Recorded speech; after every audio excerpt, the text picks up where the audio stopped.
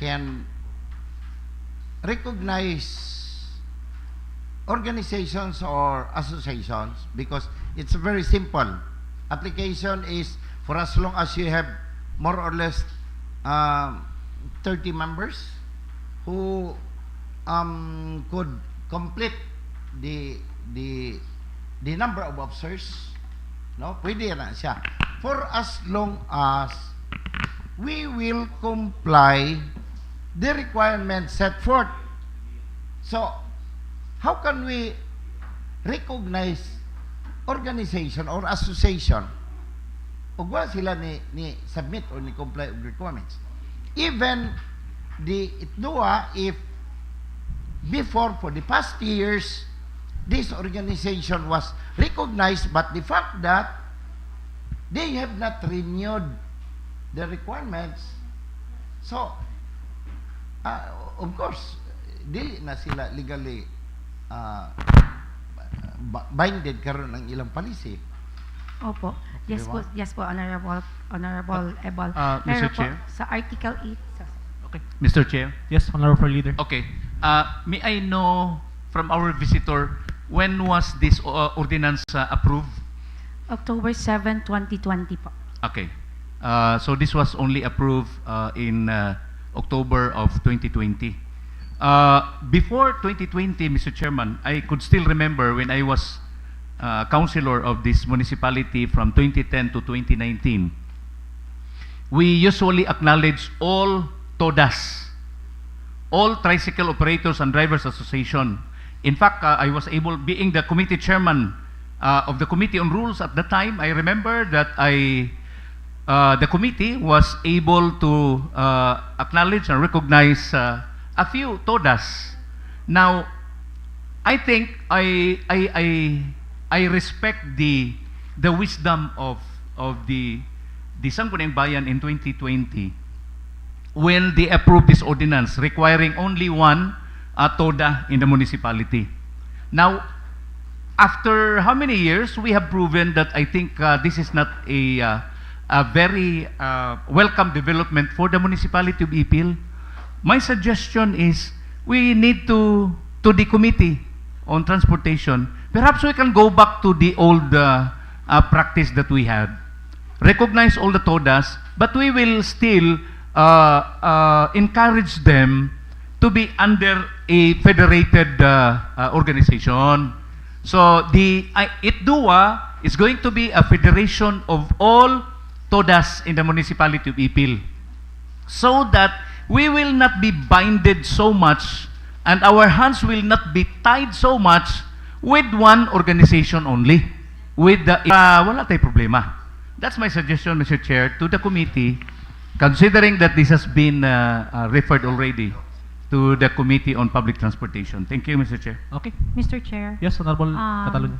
Yeah, I would just a suggestion, since this matter will be referred to the Committee on Transportation, to first visit the ordinance, revisit the ordinance. Yes, exactly. Because if we encourage them and then the ordinances, they will recognize only one, wala gihapon. No? If you want to recognize and accept each one of them sa ilahang certain TODAs, we have to also be ready to amend our ordinance. So I would suggest to first revisit the ordinance and submit the necessary amendments, and then meeting with the Transpo group. That's all, Mr. Chair. Okay, please take note of that, Committee Chair on Transportation. Okay. So, Mr. Chair, again, I'd like to request the chairman of the Committee on Public Transportation. Anyway, I'm also a member, that we will consider this as urgent. Okay, this matter will be referred in Committee on Transportation. Thank you, Honorables. Mambit, thank you. Next visitor, Mr. Floor Leader. So far, Mr. Chair, we do not have any more visitors, Mr. Chair. I think we can go on with our regular session. Okay. Back to the regular session. For approval of minutes of that previous session, Floor Leader. Privilege hour muna. Oh, sorry. Privilege hour. Anyone who would like to avail the privilege hour? I'd like to avail, Mr. Chair. Yes, Honorable Floor Leader.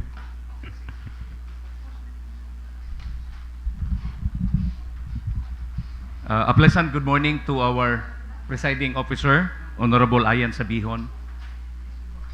And I'd like also to acknowledge, of course, our secretariat headed by no less than Ma'am Lalay Igia. To the other members of this august body, to my colleagues, and also to the staff and our visitors that we have this morning. A pleasant good morning to each one of you. Mr. Chairman, I'd like to take this privilege, first of all, to thank from the deepest of my heart the Provincial Councilors League, of course, headed by no less than our very own Honorable Sharif Masin Hasim, and to the Ipil chapter of the Councilors League. Thank you for allowing us to join the first Provincial Councilors League held at the Cac Beach Resort in Dapitan City. Regional Councilors League held at the Cac Beach Resort in Dapitan City. Of course, first of all, I would like to thank Honorable Sharif Masin Hasim and his staff. They were very accommodating to, especially to both of us, Honorable Al-Hafid Muhammad, our IP representative. We were accommodated properly in the Cac Beach Resort. And with that, Mr. Chair, I'd like to report to you that we discussed a few topics during the Councilors League in the Regional Councilors League in Dapitan City. First is, of course, the one issue that was tackled in the discussions is the resilience of the local government units amidst the volatility of gas products prices. And second, Mr. Chair, the Department of Interior and Local Government, DILG, who happens to be one of the speakers during the sessions in that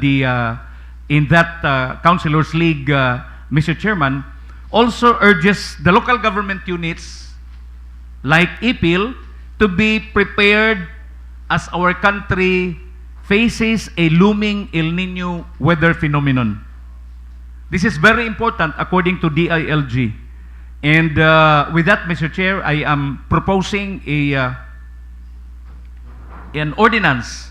Perhaps in the next regular session, I can pass an ordinance, Mr. Chair, in relation to our preparedness for the looming the El Nino weather phenomenon, Mr. Chairman. Second, Mr. Chair, I'd like to take notice of our referral before in the Committee on Rules, Resolutions, and Ordinances regarding the status of the Western Mindanao State University Ipil campus.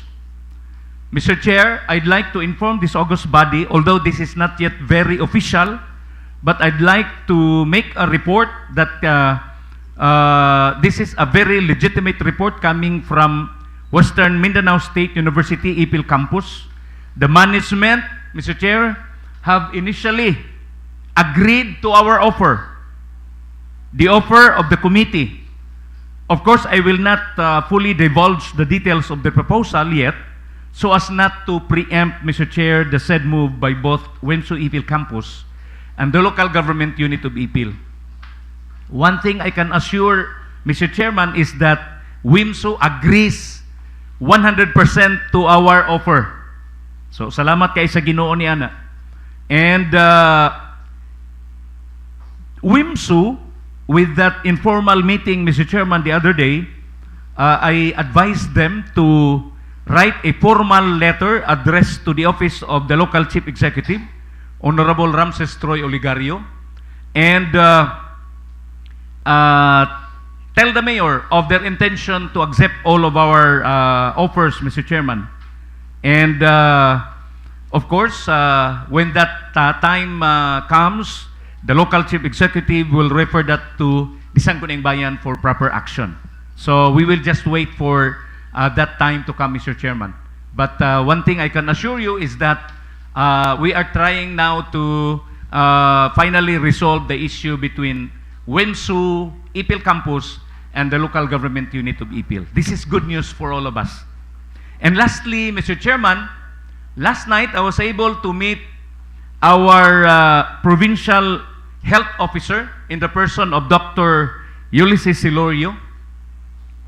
And he told me, Mr. Chair, that Ipil, as of today, have already recorded one fatality because of dengue hemorrhagic fever. And Mr. Chairman, we should be alarmed already of this issue, Mr. Chairman, nga naa na gyud namatay tungod sa dengue. According to Dr. Silorio, it happened somewhere in Barangay Sanito. That is why, Mr. Chairman, I'd like to request the Sangguniang Bayan, and perhaps we can formulate a mass cleaning activities in the municipality of Ipil, Mr. Chairman, because according to Dr. Silorio, after we conduct clean-up activities in the municipality of Ipil, throw away things that can deposit water, nga dito mangitlog ang mga lamok nga mo hinungdan sa dengue, and then the provincial government, the provincial health office can provide us with the necessary spray that can kill mosquitoes, Mr. Chairman. So I'd like to consider this as an alarming issue already, Mr. Chairman, the dengue hemorrhagic fever that is now in the municipality of Ipil. So for today's session, Mr. Chairman, thank you very much for this wonderful opportunity. And I'd like to thank also my dear colleagues, Sangguniang Bayan, and my best regards to all the Ipilinos out there. Thank you and good morning. Daghang salamat. Okay, thank you, Honorable Floor Leader. Anyone would like to? Yes, Honorable Ebon, you may have the floor now.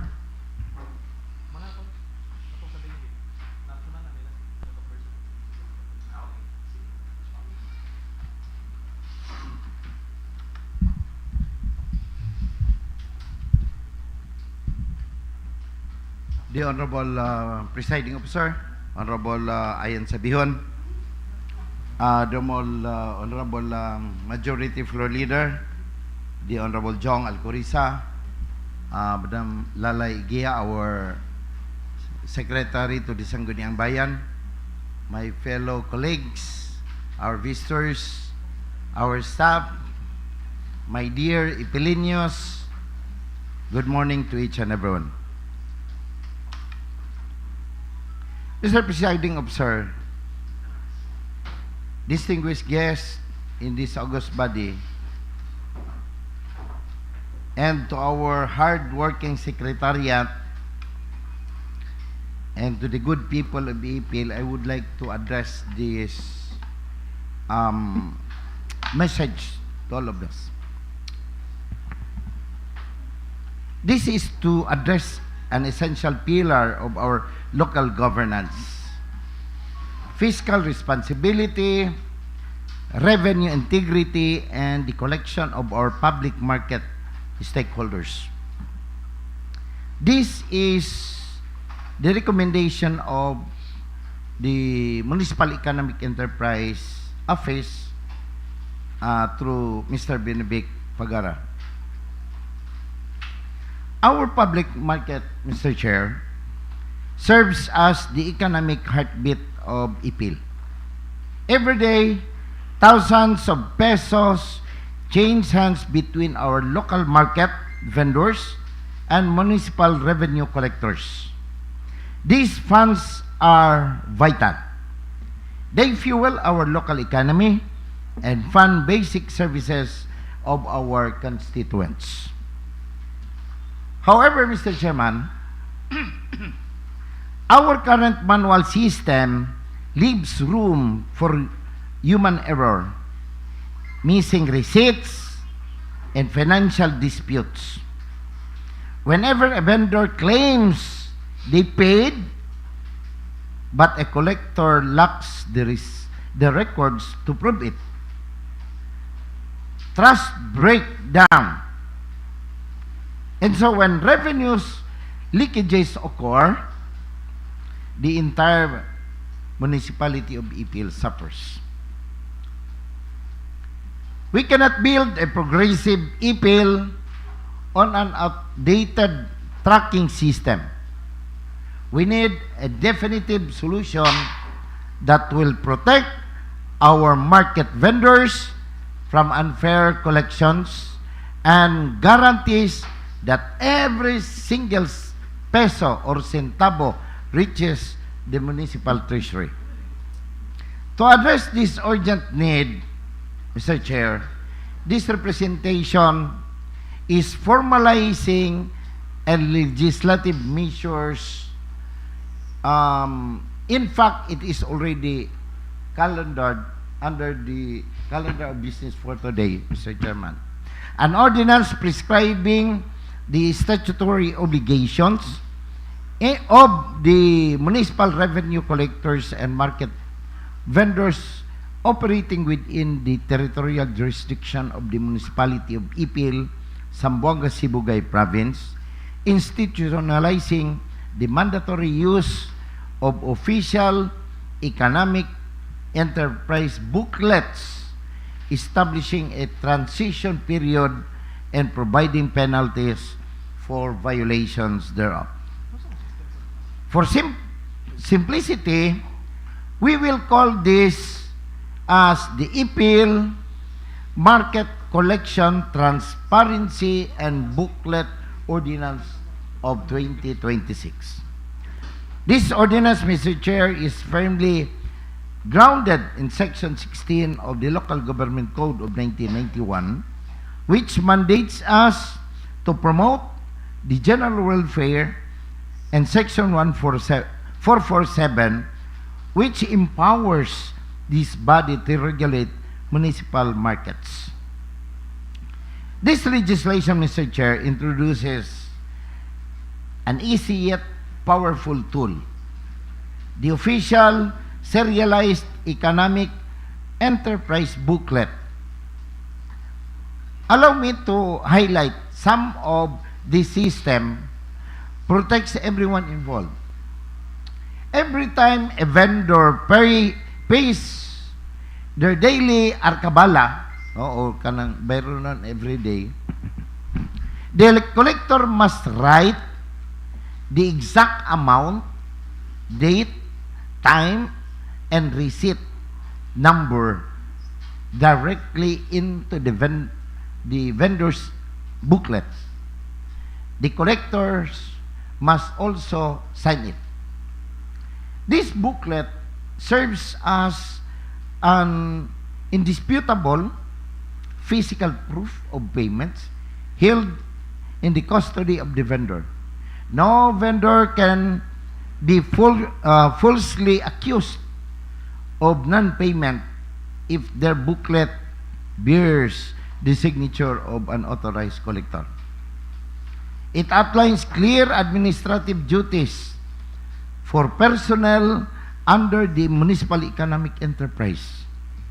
Failing or refusing to log a collection into a vendor's booklet will be treated as gross neglect of duty. Of course, Mr. Chairman, we understand that change requires adjustments. This ordinance establishes a 30-day grace period. During these first 30 days, MIDO will run an aggressive information campaign. No monetary fines will be collected. Only non-fiscal warning tickets will be issued to educate our stakeholders. My dear colleagues, this ordinance does not seek to penalize anybody. It seeks to protect. It protects our honest market vendors from administrative discrepancies, and it protects our local government from revenue losses. By institutionalizing a clear audit trail we demonstrate to the people of Ipil that the local government operates with absolute integrity. We are ensuring that the wealth generated by our economic enterprises goes directly back into the building better roads, stronger infrastructure, and involve social services to all. So with this, Mr. Chairman, I hope that the Sangguniang Bayan of Ipil, as we go along with our session, it is already included in the order of business for today to support this particular ordinance. Thank you very much. Good morning, Ipilinos. Okay, thank you, Honorable Ebol. Anyone still would like to avail the privilege, sir? I think wala na. Okay, for Mr. Floor Leader, for approval of minutes of the previous session, please. Yes, Mr. Chair, considering that we are through with the privilege hour, I therefore move to dispense the reading or the actual reading of the minutes of the previous session, Mr. Chair, considering that we are given copies ahead of time. Okay, there's a motion passed by Honorable Floor Leader and a second to that motion. Seconded by Honorable Lapid. Any discussion? Amendments? Objection? Hearing none, motion approved. Finally, Mr. Chair, I therefore move for the approval of the minutes of the previous session. Okay, there's a motion for approval of all the minutes of the previous session. Any second to that motion? Second, Your Honor. Seconded by Honorable Lapid. Any discussion? Amendments? Objection? There being none, motion approved. Madam Secretary, for reference of business for today. For the reference of business calendar and first reading under the proposed ordinance, we have two. The first one is ordinance number 066, sponsored by Honorable Joel Ebol, an ordinance prescribing the statutory obligations of municipal revenue collectors and market vendors operating within the territorial jurisdiction of the municipality of Ipil, institutionalizing the mandatory use of official economic enterprise booklets, establishing a transition period, and providing penalties for violations thereof. Okay, so what's the pleasure of everybody? Refer this to the Committee on Rules, Mr. Chair. This matter will be referred to Committee on Rules. Item B, we have the draft ordinance number 067, sponsored by Honorable Diane Catalunya, an ordinance institutionalizing the local cancer prevention and control program for the municipality of Ipil, providing for its administration, providing funds therefore, and for other purposes. So what's the so what's the pleasure of everybody? I suggest that this will be referred to the Committee on Rules and the Committee on Health, Mr. Chairman. This matter will be referred in Committee on Rules and Committee on Health. Under other communications, we have here the Barangay Revenue Code of Poblacion. Refer this to the Committee on Rules, Mr. Chair. This matter will be referred in Committee on Rules. Item B, duly endorsed from the Municipal Mayor, is a copy of the deed of donation between LGU Ipil and GSIS for the donation of one painting to LGU Ipil. Okay, so what's the pleasure of everybody? Another floor leader? For information. Okay, sorry. For information. Approval, deed of donation. Na, deed of donation, sir. Approval na, sir. Acceptance. Rules? Did you? I-rules na, sir. I-check niyo. Rules. Deed of donation, At sir. Deed, Deed of donation. a copy of deed of donation. No, Uh, i-review lang, sir. I-review. Ang deed Okay. For review of the deed of donation between LGU Ipil and GSIS, I suggest that this will be referred to the Committee on Rules, Mr. Chair. This matter will be referred in Yeah. Committee on Rules. Item C, duly endorsed from the Office of the Mayor, are the following MDC resolution. The first one is number 5, resolution amending MDC Resolution number 10, series of 2025, particularly item 1, Barangay Impact Project for Poblacion, amounting to 1 million from concrete paving of road phase 2, concreting of Ortiz Street phase 2, endorsing the same to the SB for approval. MDC Resolution number 6, approving the reversion of projects under the 20% Development Fund for 2026, purchase of lot for settlement amounting to 5 million, construction of slaughterhouse, 50% counterpart 8 million to various development projects amounting to 13 million, endorsing the same for approval. MDC Resolution number 7, Series of 2026, Resolution approving the current appropriation, continuing appropriation as source for the Supplemental Investment Program number 3 for CY 2026 amounting to 26,712,681.38. Okay, so what's the pleasure of the body? Mr. Chair, refer these three items to the Committee on Appropriations. Okay, this matter will refer in Committee on Appropriation. Item D, we have here a letter from Maria Angelique Go, OIC Regional Director, Executive Director of DENR, regarding the SB Resolution number 4-355-2026, resolution authorizing the municipal mayor to apply for a special gratuitous permit with DENR, informing that the said resolution was already forwarded and referred to the Penro Zamboanga Sibugay for assistance in the preparation and completion of the requirements pursuant to DAO number 2022-01 entitled Guidelines in Granting Government Agencies Gratuitous Permit for Special Uses of Forest Land Use. Okay, so what's the pleasure of the body? This is for information, okay, Mr. Chair. For the information to be yes. We're now on the committee report, sir. Okay, anyone who have committee reports? Committee reports. Dok Dayan, aka? Rules. Wala na. Mr. Chair, Yes, Honorable the President. Committee on Rules do not have a committee report as of this time because we failed to call for a meeting yesterday, considering that yesterday was a holiday. However, I have one committee report here from the Committee on Housing and Land Use, to which I am a member, and I was authorized by the chairman, Honorable Iric Manggubat Alibutdan, to render this report, Mr. Chair. So with that, Okay, recess for 2 minutes.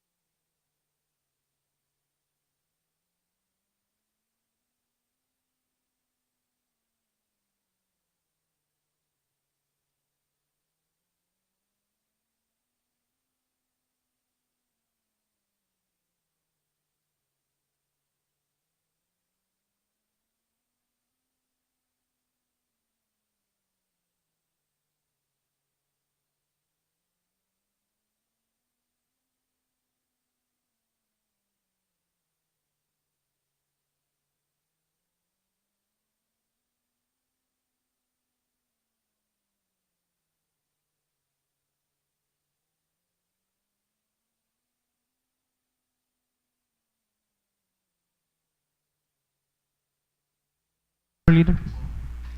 Mr. Chair, before I proceed with my committee report, Mr. Chair, I'd like to give the floor to Honorable Sheriff Masin Hasim, who has a very important meeting. Okay.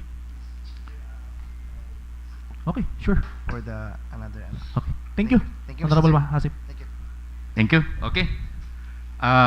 Okay, for the committee report from the Committee on Housing and Land Use, committee report number 350. Our committee information, the date of the meeting and the committee hearing was conducted on the 4th of June 2026 at about 2:30 in the afternoon here at the Sangguniang Bayan office. In attendance, of course, the members of the committee chaired by Honorable Iric Alibutdan, Vice Chair Honorable Glenn Ayan Sabihon, members, yours truly, and Honorable Dayan L. Catalunya. The guests on the resource persons during the meeting, Mr. Chair, were the following: Mr. Felix Badon, our Municipal Environment and Natural Resources Officer, or MENRO; Ms. Charis Joy Benedicto, Zoning Officer 2 of the Municipal Planning and Development Office, MPDO; Mr. Kim Lloyd Gapusan, the Local Assessment Operations Officer 1 of the Municipal Assessor's Office; Mr. Roselier Tomamot Jr., Chief DNR Senro in Cabasalan; Mr. Ferlita Murio, Land Management Officer, DNR Senro Cabasalan; Ms. LV Reyes, Land Management Inspector, the DNR Senro Cabasalan; and Ms. Latifa Tandi, Branch Head of the Philippine Charity Sweepstakes Office, PCSO. The agenda during the meeting was the endorsement from the Municipal Mayor regarding the request of the Philippine Charity Sweepstakes Office, PCSO, Zamboanga Sibugay Branch, for the possible donation of a parcel of land, including the building previously occupied by PCSO. Discussion, highlights, and minutes. The committee convened to deliberate on the endorsement of the Municipal Mayor concerning the request of the PCSO Zamboanga Sibugay Branch for the donation of a portion of municipal property, including the building formerly occupied by the agency. Ms. Latifa Tandi, Branch Head of PCSO Zamboanga Sibugay, presented the request and explained that the subject property has long been utilized by the agency in the delivery of its programs and services to the people of Zamboanga Sibugay. She emphasized that ownership of the property by PCSO would facilitate the continued operation and improvement of its facilities and ensure the uninterrupted delivery of public service. The committee sought clarification regarding the legal status, location, and technical description of the property proposed for donation. Representatives from the Municipal Planning and Development Office, MPDO, and the Municipal Assessor's Office provided information on the land classification, ownership records, and relevant technical matters pertaining to the property. The committee also discussed the authority of the municipality to dispose of or donate municipal property and the need to comply with applicable laws, rules, and regulations governing the disposition and transfer of government-owned properties. The members likewise considered the public interest implications of the proposed donation, recognizing the significant role of PCSO in providing medical assistance and other social welfare services to the residents of the municipality and the province. After due deliberation and considering the classifications provided by the concerned offices, the committee found merit in the request and agreed to endorse the matter for appropriate legislative action by the Sangguniang Bayan. Recommendations and committee actions. After due deliberation, the committee unanimously recommends the approval of a resolution authorizing the Municipal Mayor to execute a deed of donation in favor of the Philippine Charity Sweepstakes Office, PCSO, covering a parcel of land with an area of 200 square meters, together with the building formerly occupied by PCSO, located at Malvar Street, Poblacion, Ipil, Zamboanga, Sibugay. Mr. Chairman, I move for the adoption of this committee report, Mr. Chair. There's a motion to adopt the said committee report. Any second to that motion? Seconded by Honorable Lapid. Any discussion? Yes, Honorable Ebol, you may have the floor now. Again, Mr. Chairman, I am just very particular. Where is that Malvar Street? Malbar Street, I think that is right in front of the old municipal hall of Ipil. Municipal Police Station. Likod sa PWD. Yes. The old covered court of the municipal government unit of Ipil, and then going to the municipal health office and the fire department.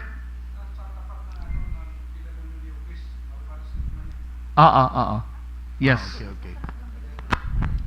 Yes, Mr. Chair, because I still on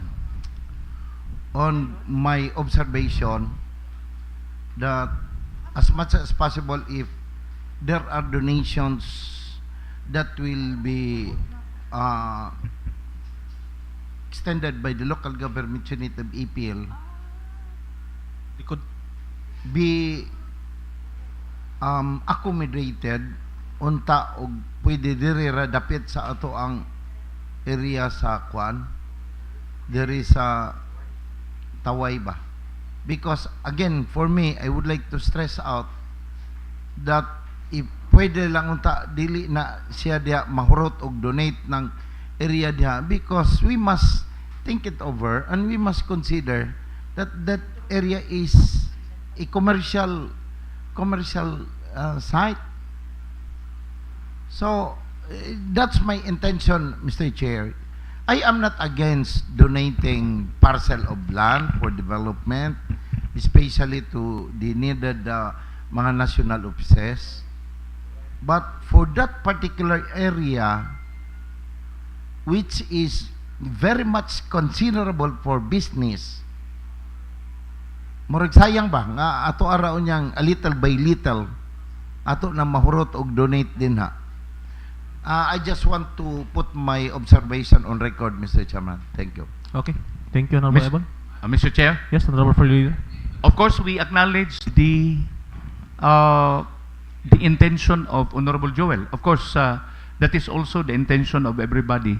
However, I think this is the last donation that we will do in that area, considering that we are even preparing for the establishment of the night market, or the park, the health and the happy and healthy park of the municipality of Ipil, being financed by the congressional funds of Honorable Doc Marley Hofer Hasim. So there will be no more donations then, because it's going to be a park already in the near future. I'd like to take notice that statement of Honorable Joel. Of course, I also agree. Pag wala tay business good diha, I mean, pag mo-donate ta din ha, unya, sayang pod. However, let us also remember that PCSO is just like a business also for the municipality of Ipil. You know why? Because as far as we can remember, every centavo, every peso that PCSO is collecting from bettors residing in Ipil, we have a share. In fact, as of this time, we have about 1.6 million in the municipality of Ipil as our share for PCSO's sales. So, parang naaragid gihapon tay negosyo. And besides, PCSO is also a GOCC. So I can assure Honorable Joel that there will be no more donations to be done in the future. I-donate siya. Okay. Any more discussion? Any more discussion? Dili kasi makagama ng project. Amendments? Objection? Buildings. There being none, motion approved. Oo. Kung dili donated. Yes. Of Recess course. for 2 minutes.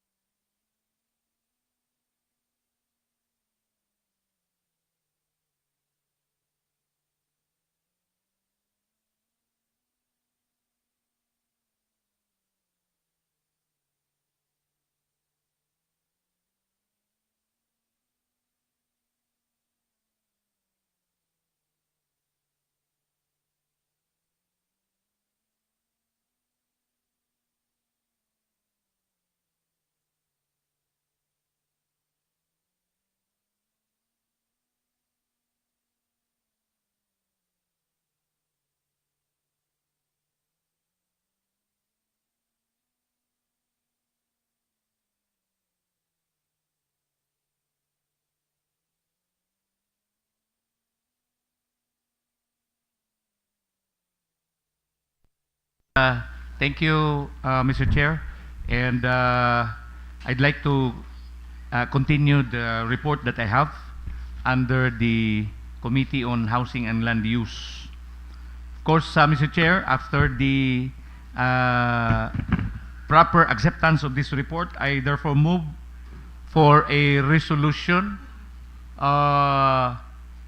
authorizing the municipal mayor to execute a deed of donation in favor of the Philippine Charity Sweepstakes Office, PCSO, covering a parcel of land with an area of 200 square meters, together with the building formerly occupied by PCSO at Malvar Street, Poblacion, Ipil, Zamboanga, Sibugay.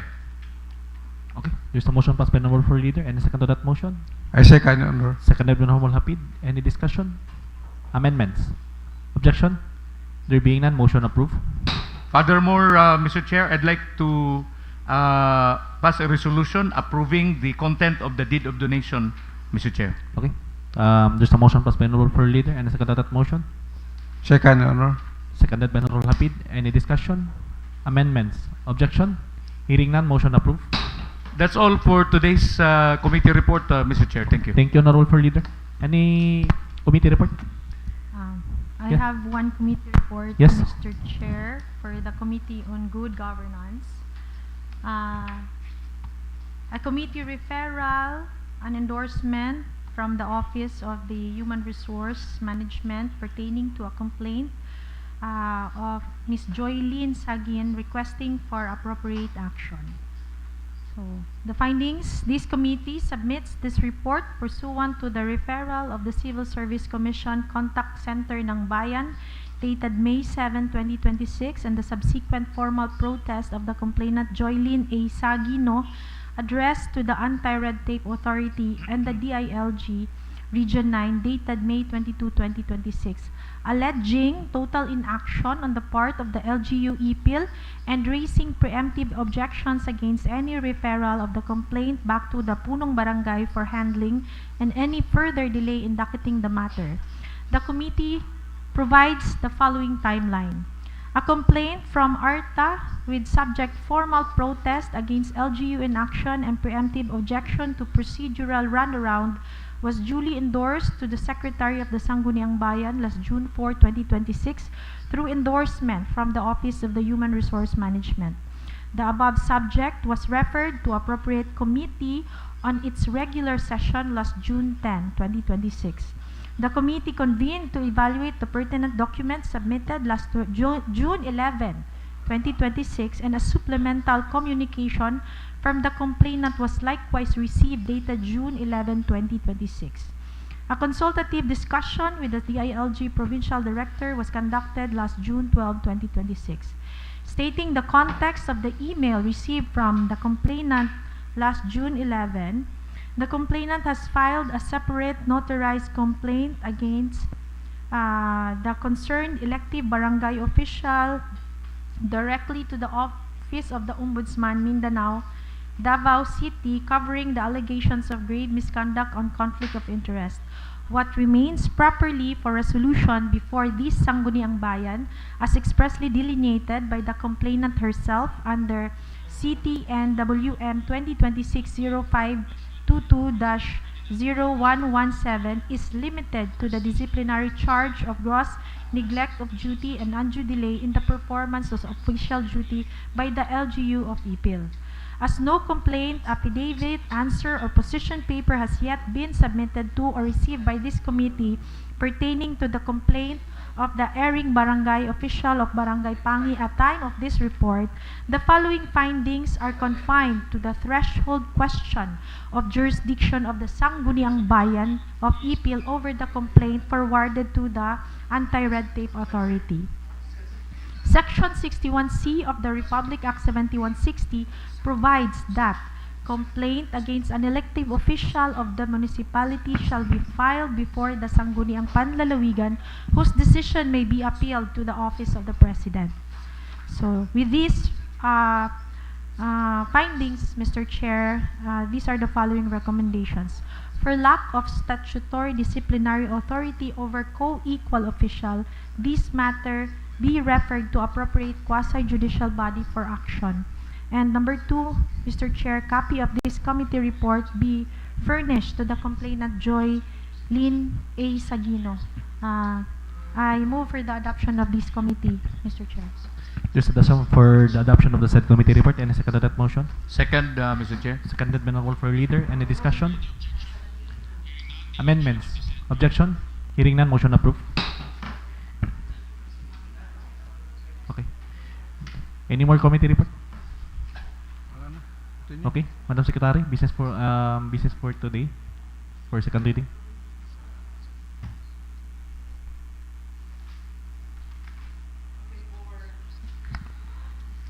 For business on second reading, we have the ordinance establishing the Municipal Renewable Energy Development Program, promoting the use of clean and sustainable energy sources, providing implementation guidelines, and for other purposes. This is sponsored by Honorable Glenn Ayan Sabihon. Mr. Chair. Yes, Mr. Floor Leader. Yes, I'd like to inform this august body that I was given the authority by the chairman himself, who is the author of this proposed ordinance calendared for second reading for today's session. He has given me the authority to pass a resolution laying this on the table until further notice. Okay. That's my motion, Mr. Chair, Okay. to lay this on the table. There's a motion passed by Honorable Floor Leader. Any second to that motion? Second, Your Honor. Seconded by Honorable Hapid. Any discussion? Amendments? Objection? Hearing none, motion approved. Item B, again, an ordinance prescribing the implementation of the Smart and Safe City Program of Municipality. Again, it's sponsored by Honorable Glenn Ayan Sabihon. Okay, so what's up? Again, Mr. Chair, same authority given by you to this representation to pass a resolution declaring this to be laid on the table until further notice, Mr. Chair. There's a motion passed by Honorable Floor Leader. Any second to that motion? Seconded by Honorable Hapid. Any discussion? Amendments? Objection? Hearing none, motion approved. Item C, with the ordinance providing for the implementation of RA 11036, otherwise known as the Philippine Mental Act in the Municipality of Ipil, establishing a local mental health program, creating the Ipil Local Mental Health Council, prescribing protective measures for persons with mental health conditions, and appropriating funds thereof and for other purposes, sponsored by Honorable Diane Catalonia. Okay, so what's the pleasure of the proponent? Yes, Honorable Catalonia. With the indulgence of this body, I request that this ordinance be calendared for second reading on as regular session. Okay, this ordinance will lay on the table and to be calendared in the next regular session. Item D, we have the ordinance organizing the People's Law Enforcement Board of Municipality, providing for its composition, qualifications, appointment, term of office, powers, duties, and functions, honoraria, operational support, and for other purposes. It's sponsored by Honorable Elias Nangpala. Okay, so what's the pleasure of the proponent? Mr. Chair, I move for the approval of an ordinance reorganizing the People's Law Enforcement Board or pleb of the Municipality of Ipil, Zamboanga, Sibugay, providing for its composition, qualifications, appointment, term of office, powers, duties, and functions, honoraria, operational support, and for other purpose. I so move, Mr. Chair. Okay, there's a motion passed by Honorable Dangpalan. I second, Mr. Chair. Seconded by Honorable Floor Leader. Any discussion?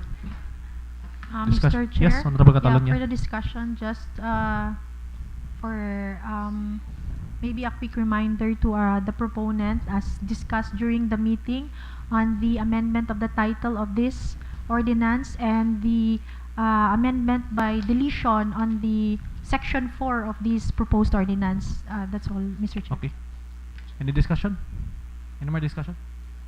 Yes, same with what Honorable Dayan had said. The Committee on Rules during the committee report, it was clearly stated that we should amend the title of the ordinance. Instead of reorganizing the People's Law Enforcement Board, it's going to be an ordinance establishing the pleb. Okay. And also to introduce amendment by deletion the entire section 4 of this proposed ordinance, Mr. Chair. So on the period of amendment, allow me to introduce the said amendments, Mr. Chair. Okay. Any more discussion? Amendment?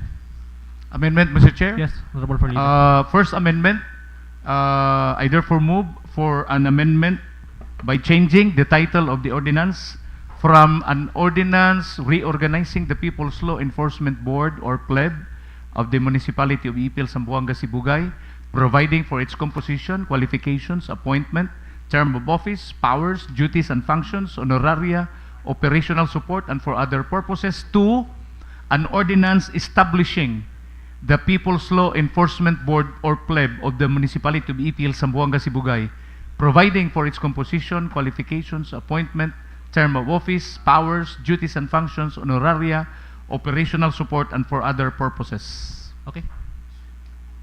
There's a motion passed by Honorable for Leader. Any second to that motion?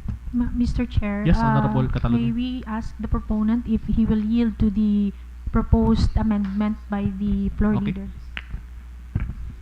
Proponent? I agree with the amendment, Mr. Chair. Okay. Thank you, Honorable Dangpalan.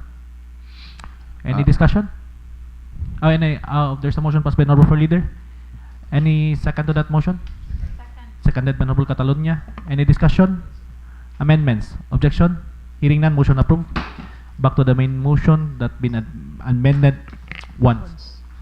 Some more amendments, Mr. Chair? Yes, Honorable. As agreed upon with the proponent, that we will introduce amendment by deletion the entire section 4 of the proposed ordinance, considering that it's no longer applicable. Section 4 is the reorganization of the People's Law Enforcement Board or pleb. This is not a reorganization but establishment. So I therefore move, Mr. Chair, for a resolution deleting the entire section 4, which is the reorganization of the People's Law Enforcement Board or pleb, Mr. Chair. Okay. There's a motion passed by Honorable for Leader. Any second to that motion? Seconded by Honorable Hapid. Any discussion? Amendments? Objection? Hearing none, motion approved. Back to the main motion that been amended twice. Any discussion? Amendments? Objection? Hearing none, motion approved. Third reading. Mr. Chair, I move that this ordinance be calendar for the next regular session for third and final reading. Okay. Thank you, Mr. Chair. I second to that motion, Mr. Chair. Okay. There's a motion passed by Honorable Dangpalan, seconded by Honorable Alcoriza. Any discussion? Amendments? Objection? Hearing none, motion approved.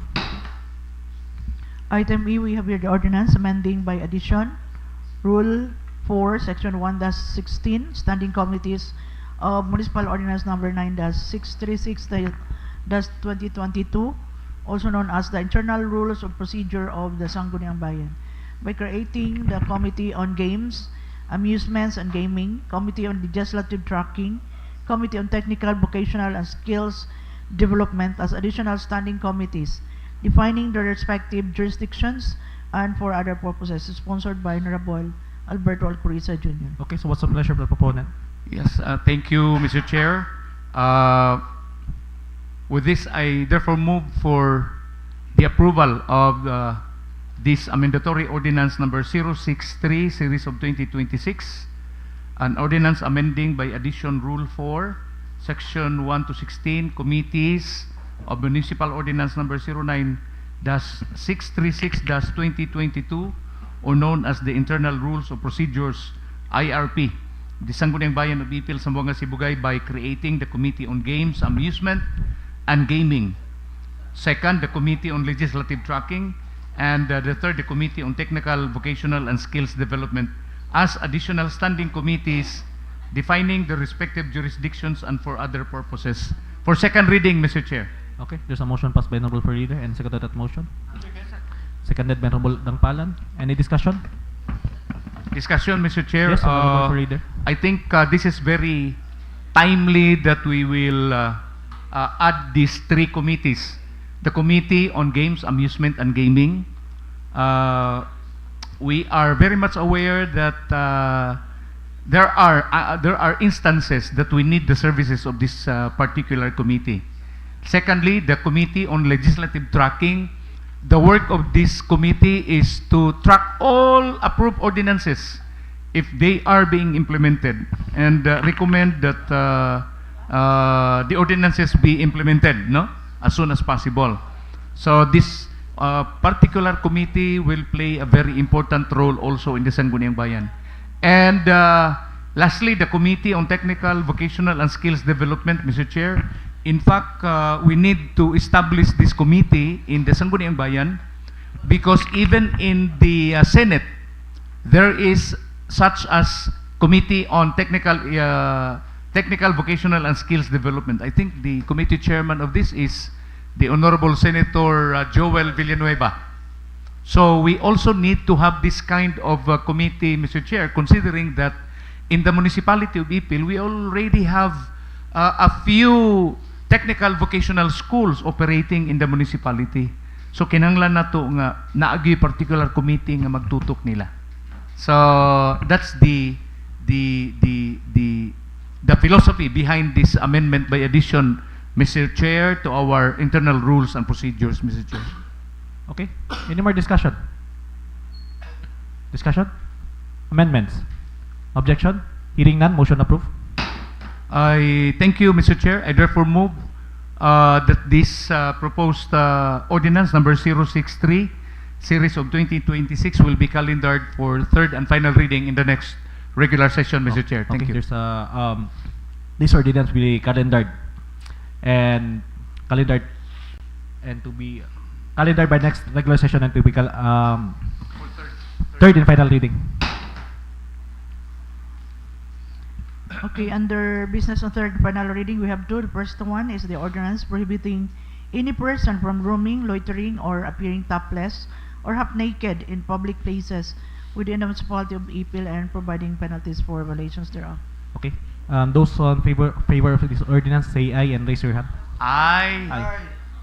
Majority, I guess majority of this body favor this ordinance. An ordinance prohibiting any person of roaming, loitering, and appearing topless, half naked, public places within the municipality of Ipil, and providing penalties for violation thereof is hereby approved. Item B, we have the ordinance regulating the sale of intoxicating liquors, cigarettes, e-cigarettes, vapes, tobacco, and other addictive products, prohibiting the sale thereof to minors, and requiring mandatory presentation of valid identification by the municipality of Ipil. Okay. Those in favor of this ordinance, raise your right hand and say aye.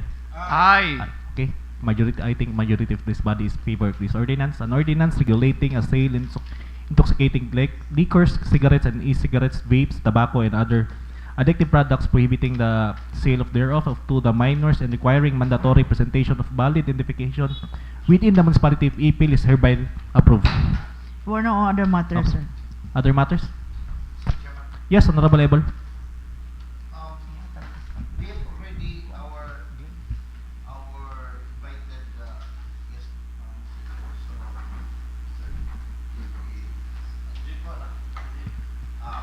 Our tourism officer. Yes, I Uh-huh. move, Mr. Chairman, to suspend the rule. Rule suspended. I second. Kasi nakalimutan ko. Okay. Sir Jeff, you may have the floor now.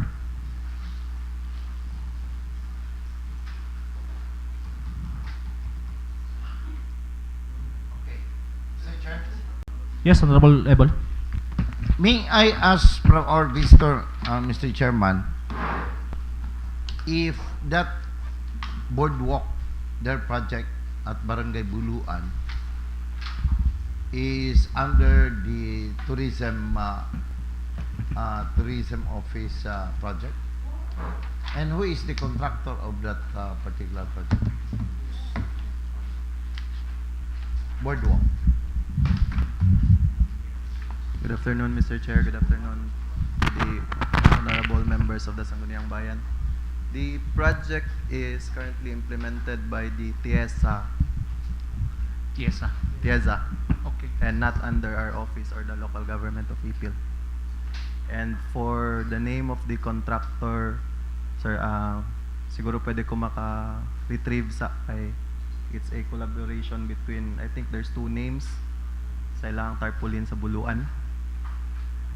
I'll have to retrieve the name first if Okay. the honorable Ebol wants the name of the contractor. Yes, but Mr. Chair, may I ask if the source of fund of that project is under the Department of Tourism. Still under the TIESA, sir. Tourism Infrastructure and Economic Zone Authority. Okay. And that's under the Department of Tourism. Okay. Okay. Any more question? So how about the contractor? What's the status of that boardwalk project? Currently, it's still under construction and it's been going on for about 2 years now, and it has been 2 years. Suspended for a couple of times due to silang difficulty pag-construct. And then currently, ga-continue na sila o build sa boardwalk. Because somebody this morning whose husband was, according to our visitor this morning, is one of the employee there, the worker. So accordingly, the project is now being stopped. So what's that?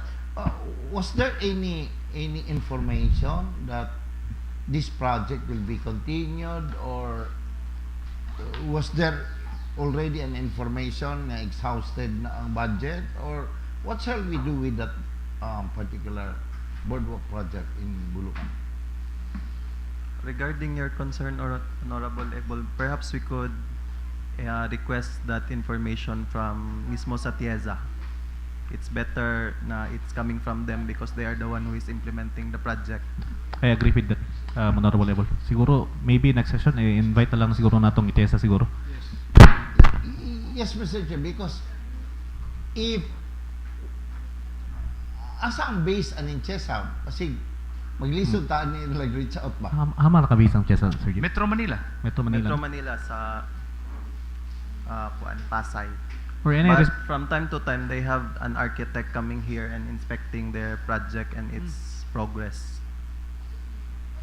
Okay, so unsan ilang architects ang is it from Sibugay or No, from Manila? TIESA, from Manila.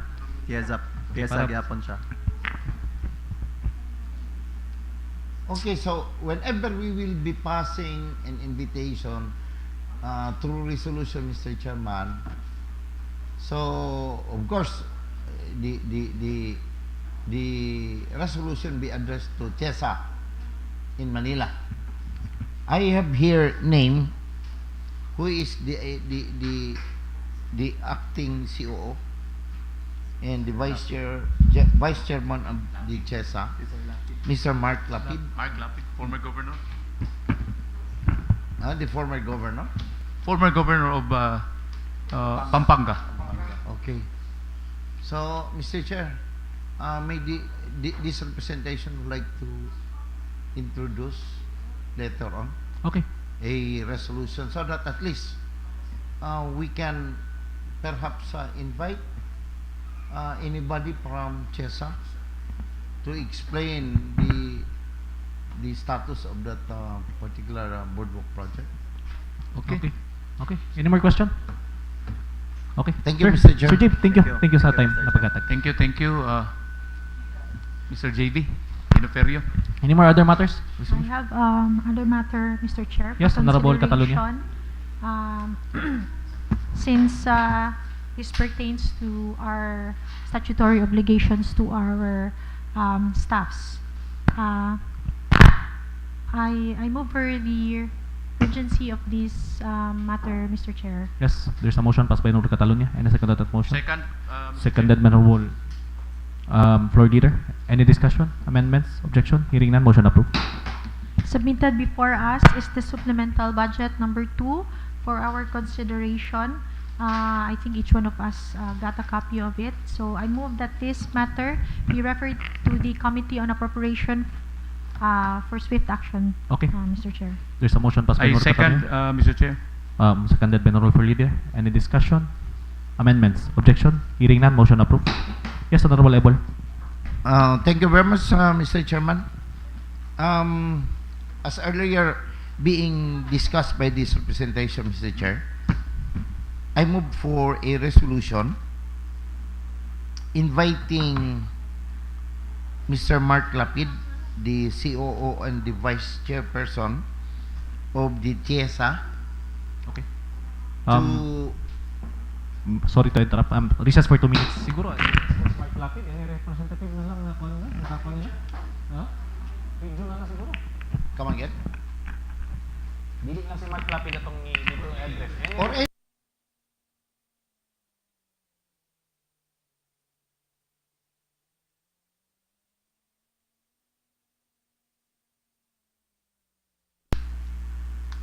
the Sangguniang Bayan, the status of the boardwalk project located at Barangay Buluan, Ipil, Zamboanga, Sibuga. Isa mo, Mr. Chair. Okay. I there's a- second, Mr. There's a Chair. motion passed by Honorable Ebol, seconded by Honorable Palalon. Any discussion? Amendments? Objection? Hearing none, motion approved. Any more other matters? I have Mr. one. Chair, before Honorable Diane will continue Yes. privilege motion, I would like to be excused from our session. Recess for 2 minutes. Dili ma-approve ang resolution basta magkulang na yung isa. Kulang na yun. Dalion lang yun. Dali ra kayo. Dali ra kayo, Tex. Okay. Okay, back to order. Moving on, Mr. Chair, I received for consideration a communication for our municipal mayor requesting from this body for the official representative of the Sangguniang Bayan ng Ipil for the pleb. So, I move for a resolution recommending Honorable Elias Dangpalan, member of the Sangguniang Bayan ng Ipil, as the official representative of the SB to serve as a member of the pleb of the municipality of Ipil, Mr. Chair. Okay, there's a motion passed by Honorable second, Catalunya. Mr. Chair. Seconded by Unanimously Honorable seconded, Mr. Chair. Palalon. Any discussion? Amendments? Objection? Hearing none, motion approved. Mr. Chair, I move that this regular session be adjourned. Okay, there's a motion passed by Honorable Dangpalan. Any Second, seconded Your motion? Honor. Seconded by Honorable Hapid. Any discussion? Amendments? Objection? The 49th regular session is hereby adjourned.